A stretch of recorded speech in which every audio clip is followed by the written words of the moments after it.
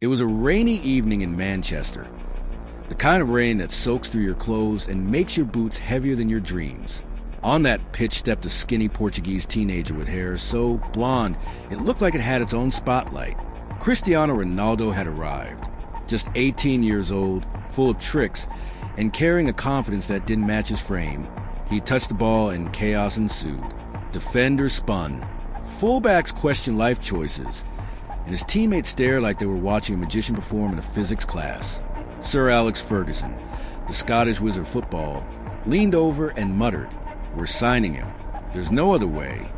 The world didn't know it yet, but that night, football changed forever.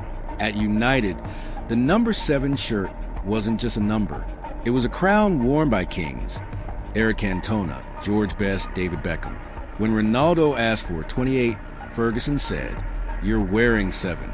Welcome to history, kid." Pressure? Immense. Expectation? Stratospheric. Ronaldo, however, smiled. He loved pressure. It was fuel. It was fire. Ronaldo's early days were like a fireworks show. Beautiful, loud, and slightly dangerous. Stepovers? Everywhere. Flicks? Always. End product? Sometimes missing. He'd do 5 stepovers just to pass the ball backwards. Fans screamed with joy and frustration simultaneously. Teammates muttered. Cristiano maybe passed once in a while. Yet even in chaos, glimpses of genius shone through. He could break defenders' minds with a single touch. And in Old Trafford, that was enough to make people stop and stare. Behind the magic was a master, Sir Alex Ferguson. He didn't want to strip Ronaldo of his flair. He wanted to channel it. Training became a test of endurance, strength, and patience. Ronaldo's muscles grew, his shots sharpened, his decision-making evolved. Ferguson once told him, "You want to be the best? Then act like it." Ronaldo replied, eyes glinting, "I already am." Well, almost. England was rough. Defenders kicked. Media criticized. Fans booed. Most players would fold. Most players would not be Ronaldo. He used the pain. Each tackle became motivation. Each headline became fuel. He trained longer, ran faster, and became stronger. The boy who once dazzled without purpose was slowly transforming into a killer with flair. By 2004, Ronaldo lifted his first major trophy with United, the FA Cup. It wasn't the end, but it was a start. He learned what victory tasted like. Sweet, warm, addictive.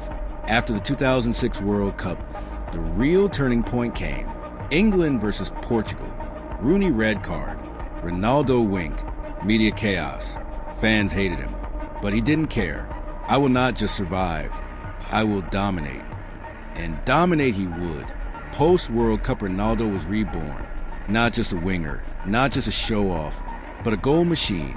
Strength, speed, vision, all upgraded. Goals started raining down. Assists appeared magically.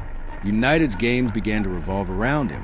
He had become the main character in Ferguson's story. The 2007-08 season. If football had a Mount Olympus, Ronaldo climbed it. 42 goals in all competitions. Premier League, Champions League winners, Ballon d'Or. Every game felt scripted by destiny. Free kicks? Deadly. Long-range shots? Rockets.